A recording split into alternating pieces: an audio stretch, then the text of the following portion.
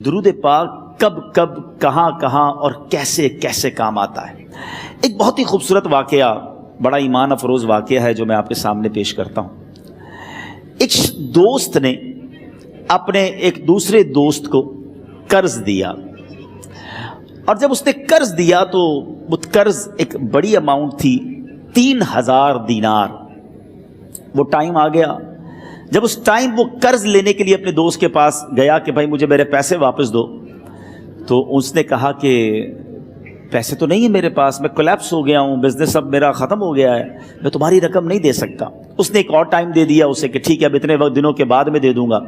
وہ ٹائم بھی گزر گیا، اور جب وہ ٹائم بھی گزر گیا تو اس کے بعد اس دوست نے کہا کہ اب تو پیسے دے دو بھائی، میرا ٹائم پورا ہو گیا ہے۔ پھر نہ دے سکا ٹائم۔ آخر کار معاملہ جو ہے وہ کورٹ میں چلا گیا، قاضی کے پاس چلا گیا۔ اب قاضی نے جس کو پیسے دینے تھے اس کو بلایا اور کہا کہ بھائی آپ کو اس کے پیسے دینے ہیں؟ کہتا ہے ہاں پیسے تو دینے ہیں۔ تو کہا پھر دیتے کیوں نہیں ہو؟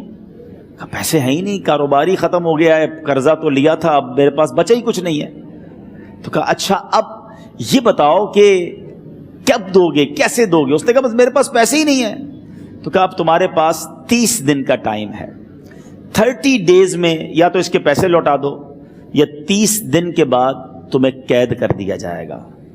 یہ شخص اب گھر آیا، پیسے تو تھے نہیں، مگر شاید علماء نے لکھا کتابوں میں، یہ واقعہ کئی بڑی بڑی کتابوں میں لکھا اور درود پاک کے فضائل کی بڑی بڑی کتابوں میں لکھا، اور اس شخص نے سوچا کہ اس نے ایک حدیث پاک پڑھی ہوئی تھی کہ جس میں نبی پاک علیہ الصلوۃ والسلام نے فرمایا ہے، جس کا مضمون ہے کہ جو شخص پریشان ہو، مصیبت زدہ ہو، اسے چاہیے کہ مجھ پر کثرت سے درود پاک پڑھے، کیونکہ درود پڑھنا مصیبتوں اور پریشانیوں کو لے جاتا ہے۔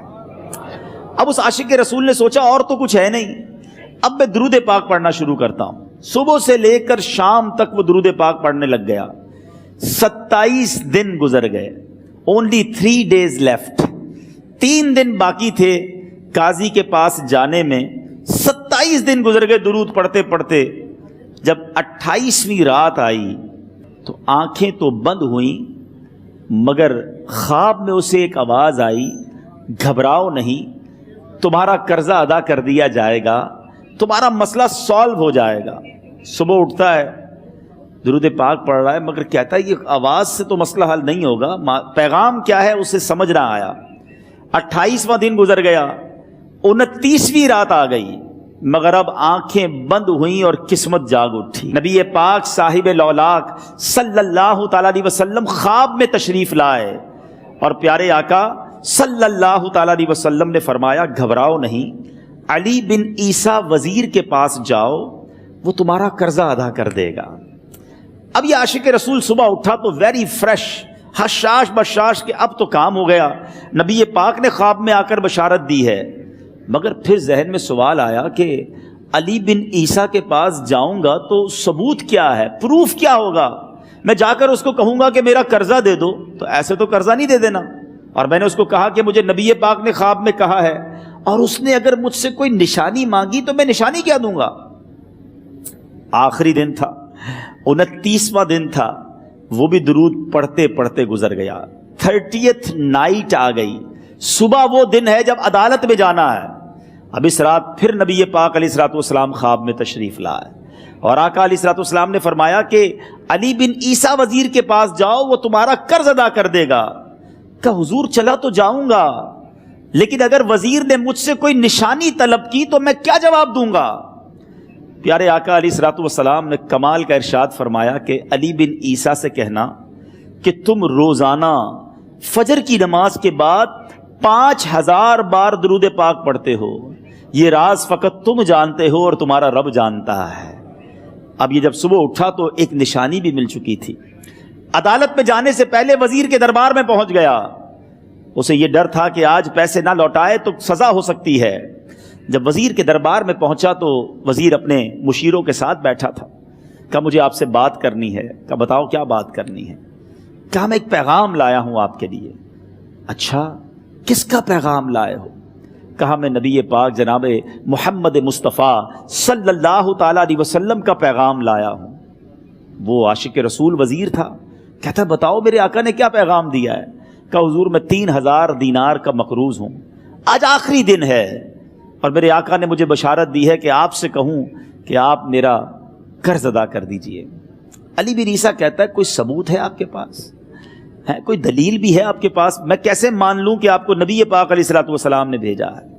عاشق رسول کہتا ہے خالی ہاتھ نہیں آیا، میرے آقا نے مجھے دلیل بھی عطا فرمائی ہے، مجھے ایک ایویڈنس بھی دیا ہے، اور پروف یہ ہے حضور کہ آپ روزانہ صبح فجر کی نماز کے بعد نبی پاک صلی اللہ تعالیٰ علیہ وسلم کی بارگاہ میں درود و سلام کا نذرانہ پیش کرتے ہیں۔ جب تک 5000 کا عدد پورا نہیں ہوتا آپ اس وقت تک کسی اور سے بات نہیں کرتے، اور اے وزیر صاحب یہ رات صرف آپ کو پتہ ہے اور آپ کا رب جانتا ہے۔ اللہ اکبر! وہ وزیر تو جس کو کہے نا جھوم اٹھا، ایسا عاشق رسول وزیر تھا جو روزانہ صبح 5000 درود پڑھتا ہو، اس کی تو عید ہو گئی نا۔ وہ کہتا ہے مرحبا یا رسول اللہ، میرے آقا نے میرے درود قبول کر لیے، اس سے بڑھ کر میرے لیے سعادت کیا ہوگی۔ اب یہ وزیر اپنی سیٹ سے اٹھتا ہے، اپنے کمرے میں جاتا ہے، تھوڑی دیر بعد واپس آ کر اس عاشق رسول کے ہاتھ میں 3000 دینار رکھ کر کہتا ہے حضور پہلے 3000 دینار تو نبی پاک کا حکم کی میں ادب سے بجا لاتا ہوں، میرے آقا نے جو حکم فرمایا یہ 3000 دینار آپ کو پیش کرتا ہوں، حضور ایک اور 3000 دینار لیجئے۔ میرے گھر آپ آئے، اتنی اچھی خبر سنائی، آپ نے قدم رنجا فرمایا، یہ 3000 اس کا نذرانہ ہے، اور ایسا کیجئے 3000 اور لیجئے، اس سے اپنے بچوں کے لیے کچھ چھوٹا موٹا کام شروع کیجئے، اور ایک وعدہ کر کے جائیے آج کے بعد زندگی میں آپ کو جب بھی کوئی کام پڑے میں آپ کا بھائی ہوں، مجھے یہ خدمت کا موقع دیجئے گا۔ اللہ اکبر! وہ مقروض جو ایک رات پہلے 3000 دینار کا مقروض تھا، ہو سکتا ہے اس کے بیک آف مائنڈ یہ بھی چل رہا ہو کہ اب شاید کل میں نے جیل میں جا کر، عدالت میں جا کر گرفتاری دے کر جیل میں جانا ہے، مگر اب 9000 دینار ہاتھ میں ہیں۔ عاشق رسول جھومتا ہوا نبی پاک کی یاد میں گھومتا ہوا اب عدالت میں پہنچا۔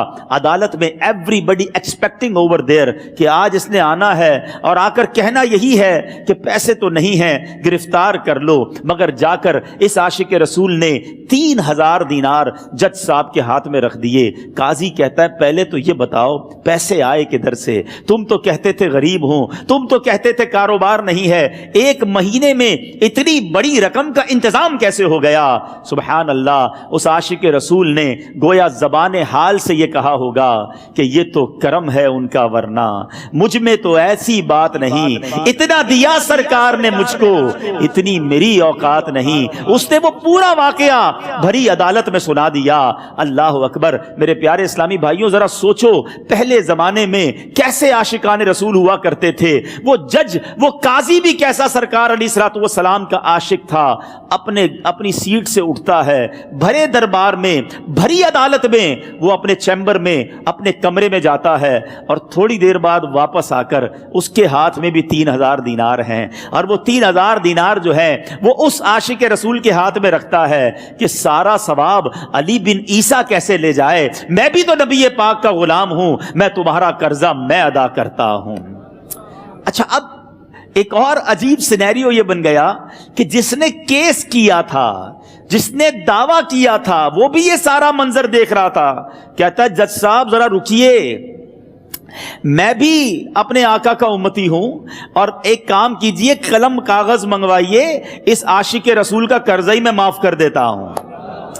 اچھا، اب عاشق رسول نے وہ واپس 3000 دینار جو جج صاحب نے دیے تھے وہ واپس جج صاحب کو دیے کہ حضور یہ پیسے آپ ہی رکھ لیں، قرضہ ہی معاف ہو گیا، اب آپ کے پیسے کا میں نے کیا کرنا ہے؟ جج صاحب کہتے ہیں جو پیسے نبی پاک کے نام پر نکالے ہیں اب مجھے واپس نہیں چاہیے، یہ بھی تم اپنے ساتھ لے جاؤ۔ اللہ اکبر! میرے میٹھے اسلامی بھائیوں، وہ عاشق رسول ایک رات پہلے 3000 دینار کا مقروض ہے، اب 12000 دینار لے کر گھر کو واپس جا رہا ہے۔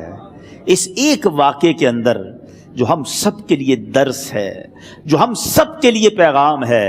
شاعر لکھتے ہیں نا، دکھوں نے تم کو جو گھیرا ہو تو درود پڑھو، दुखों ने तुमको जो घेरा हो तो दुरूद पढ़ो, जो हाजिरी की तमन्ना हो तो दुरूद पढ़ो। आज हम बहुत सारी प्रॉब्लम्स में होते हैं। यहां भी हो सकता है मेरा कोई भाई बीमार बैठा हो, कोई कर्जे में डूब गया हो, किसी का कोई बिजनेस प्रॉब्लम चल रहा हो, कोई फैमिली इशू में डिस्टर्ब हो। आप किसी भी प्रॉब्लम में हैं, खुदा की कसम दुरूद पाक ऐसा वजीफा है। लोग बहुत सारे वज़ाइफ पूछते रहते हैं, बहुत सारे जनाब वज़ाइफ के बारे में मालूमात करते रहते हैं। सच्ची बात यह है, हर दर्द की दवा है सल्ले अला मुहम्मद।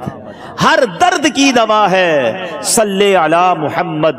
तावीज़ हर बला है सल्ले अला मुहम्मद। तो खुदारा अपनी ज़िंदगी में दुरूद पाक को शामिल कर लीजिए और आप बिलीव करें, जब आपने कसरत से दुरूद पाक पढ़ने शुरू कर दिए, आप अपनी आंखों से देखेंगे आपके प्रॉब्लम दूर हो रहे हैं, आपकी सेहत अच्छी हो रही है, आपके कर्जे उतरने शुरू हो गए हैं, रोजगार में आपके बरकत होना शुरू हो जाएगी, आपके चेहरे पे नूर आना शुरू हो जाएगा, आपकी जबान में असर आना शुरू हो जाएगा।